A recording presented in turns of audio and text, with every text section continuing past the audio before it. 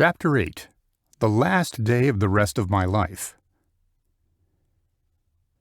106, David Berrigan said while swiveling around in his captain's chair, something he probably practiced over and over again, maybe to convince himself that this is how powerful people are supposed to act, or maybe it was an easy way to intimidate and to initiate potential candidates. 106? 106 what? Mike, that number represents how many people die every single minute. Take a moment to reflect on that. David Berrigan was clasping his fingers together as he looked me directly in the eyes.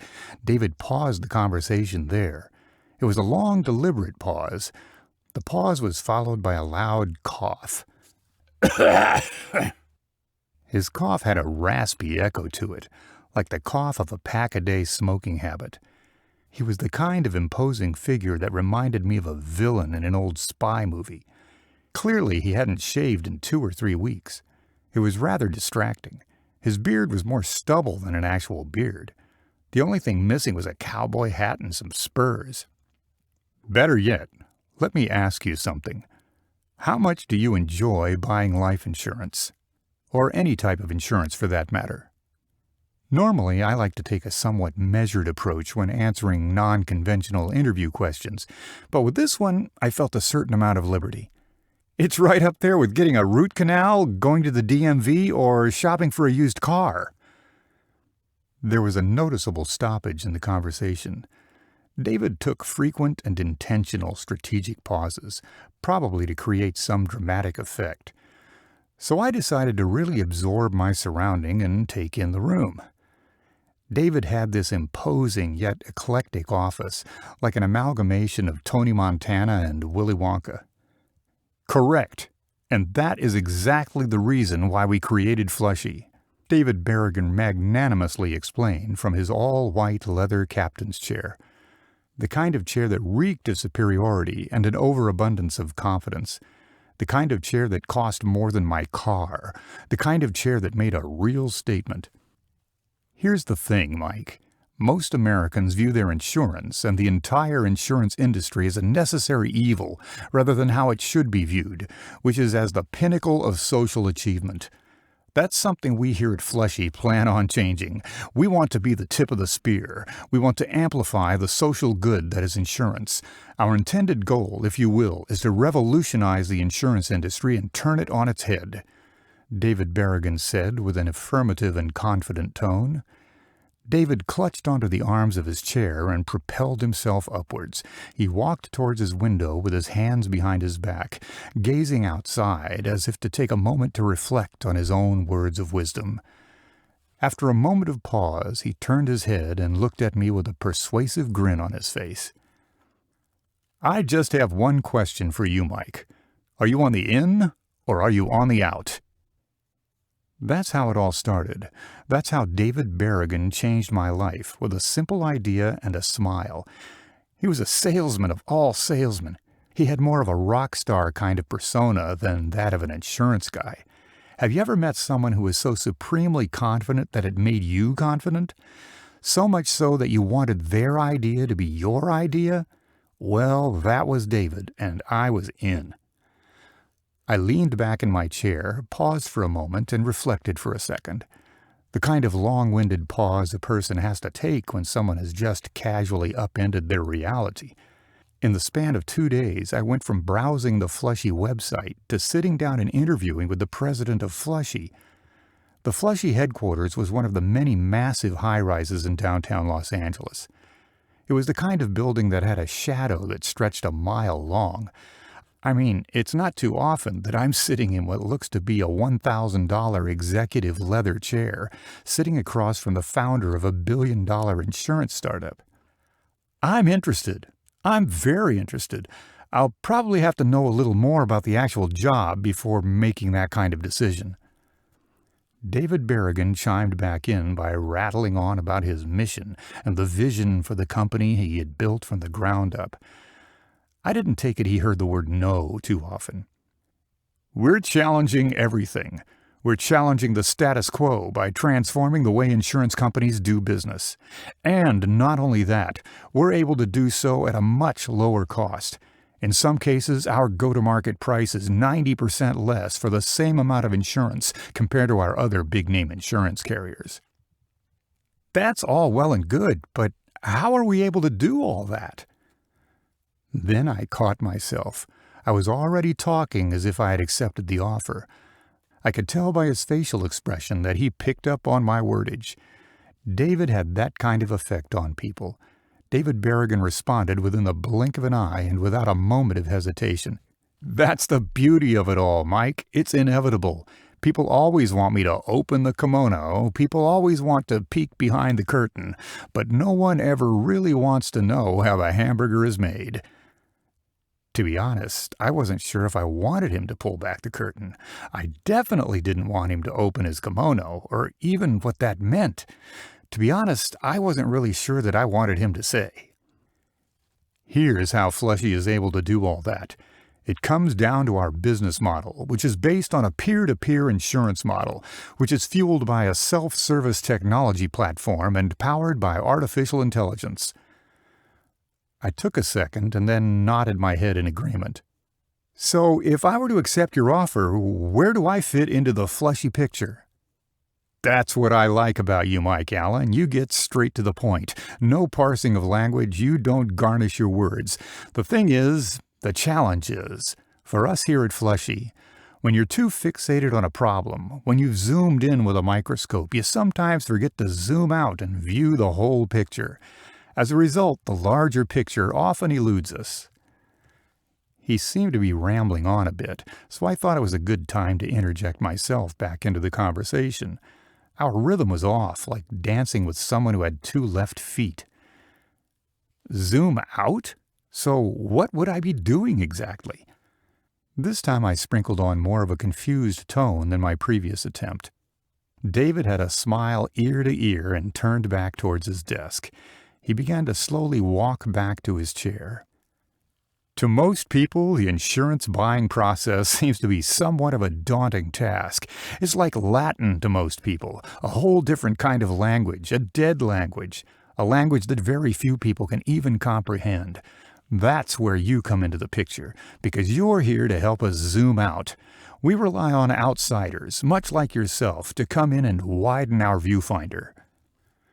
So you're saying that I'm valuable because I do not know anything about Flushy? Or are you saying my value is in the fact that... Sorry, I'm just not getting it. Almost too anxiously, David replied with a resounding half-cocked answer. Precisely that. Precisely, Mike. You speak insurance agent. We need more of that around here. That way we don't lose sight of what we're trying to fix. Does that make sense?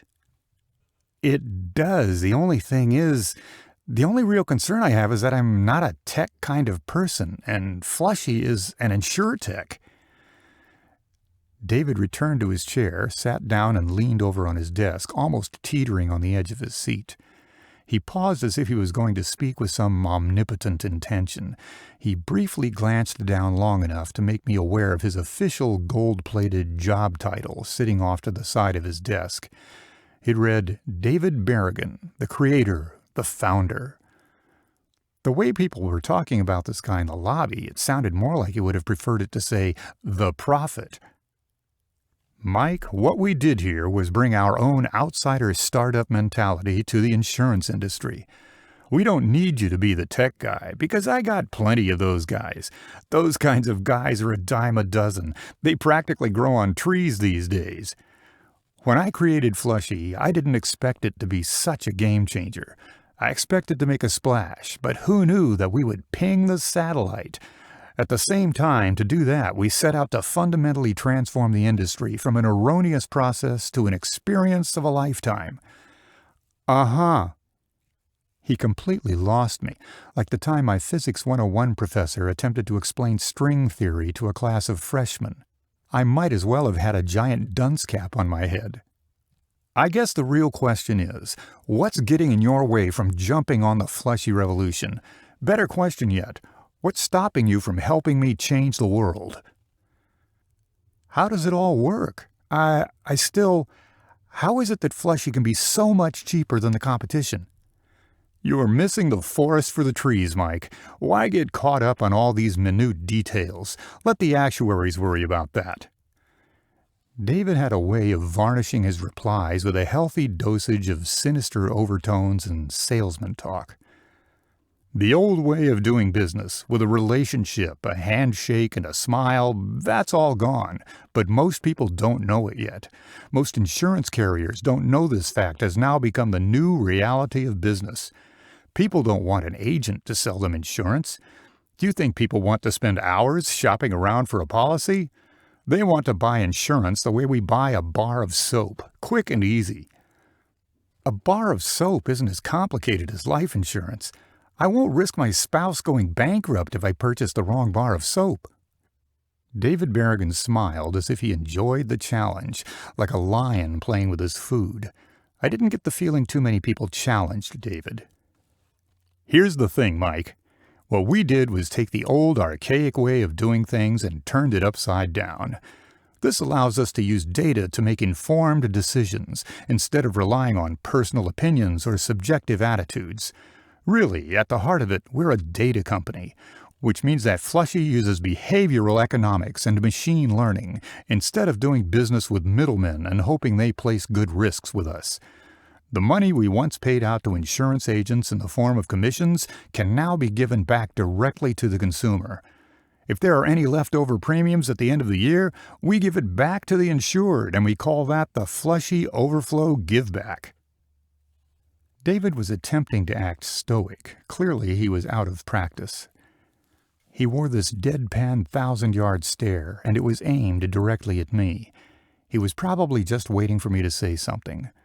Locking eyes with David was kind of like staring down the barrel of a gun. David started tapping his fingers on his desk. Tap, tap, tap. Mike, I did have a question fizzling around in my head, though. Do you mind? Sure thing. I'm an open book. It seems to me you are rather successful in your practice now. So I have to ask, why would you give something like that up? I haven't gone this far in life to have only gone this far. I want more. David smiled and took a long, calculated pause. I know that look. I tilted my head to the side with a curious expression. What look was he talking about? You've got that same look I had all those many years ago. That's the look of ambition. It's written all over your face. That's the kind of look we need more of around here. I shook my head in agreement. How in the world was I supposed to respond to a statement like that? I felt the best answer was to have no answer at all. I felt the best answer was to bite my lip and hold my tongue. Mike, this is normally where people say, "When can I start?" or "Thank you for this opportunity." I just... If you're not interested, look, Mike, there are 1,000 other applicants itching at the chance to work here. If it's not for you... Tap, tap, tap. David impulsively began tapping his fingers on his desk. David's desk was a single piece of white marble, with 4 legs made out of what looked to be solid pieces of platinum. The passing seconds seemed more like hours, and that tapping only inflated my anxiety. I was nervously swinging my legs, kind of like a kid sitting in a doctor's office waiting to get his booster shots. The pace of David's tapping began to rapidly increase. Tap, tap, tap. All I could do was awkwardly glare back at him with this stupid, confused look on my face. He was expecting me to say something, but I just didn't know what to say. I'd be stupid to pass something like this up, right? The taps became louder and incrementally more aggressive as the silence persisted. Tap, tap, tap, tap. Every time David clanged his fingers on that marble, it completely derailed my train of thought. My inner demons aside, I had to make a decision. It was time to fish or cut bait. I'm a gambler. I take risks, but this all seemed too good to be true. Ultimately, what did I have to lose? Okay, tell me about my day-to-day. David commenced with his tapping. Tap, tap, tap, tap. Then, all of a sudden, he broke his silence. Now we're talking. David boasted this big smile. It was pretty evident that David took tremendous pride in his personal appearance. His teeth were porcelain white, almost a fluorescent sparkle. I couldn't imagine how much he spent on professional teeth whitening services. He paused for a second, I assumed to see my candid reaction. I flinched a bit in my chair. It was an uneasy yet excited squirming. Mike, clearly something is worrying you. What is it? Lay it on me. No, I'm fine, really, I'm fine. Can you tell me more about the day-to-day? In reality, I was one step removed from a panic attack. This whole conversation gave me cause for pause. Luckily for me, my sports coat was covering the pools of sweat around my armpits and masked my heavy breathing. Sure thing. As a sales agent for Flushy, you will start from the bottom up. We'll need to take your bad habits, break them, and then remold you. His tone was calm, cool, and collected. He dropped the salesman shtick and talked to me like an actual human being. In retrospect, I really appreciated that. You'll get more details on your first day, but for now, think of this role as my eyes and ears. Think of this role as my devil's advocate, so to speak. From my chair, I miss a lot of what's going on at the ground level. I have a 30,000-foot view over the business, which has its set of limitations. Mike, what I need to know from you is simple. Are you in or are you out? My heart was racing and I began to sweat profusely. I took a deep breath and reminded myself to slow down. See, for the first time in my life, I had a shot to really make a name for myself. I was bestowed with a clarity, a sense of wonderment for what could be. My gut was telling me to do it. If there's one credo I live by, it would be to trust my gut. In one fell swoop, I gave him my answer. I'm in. David beamed a smile at me and stood up to shake my hand. He clutched onto my right hand with both of his and pulled me in close enough to smell his breath as he spoke. With one hand latched around mine and one on my shoulder, he looked at me with this bottomless gaze. Remember this, Mike, and remember it well. You are either in with us all the way or you are out all the way. Welcome to Flushy. Welcome to the rest of your life. Welcome to the revolution.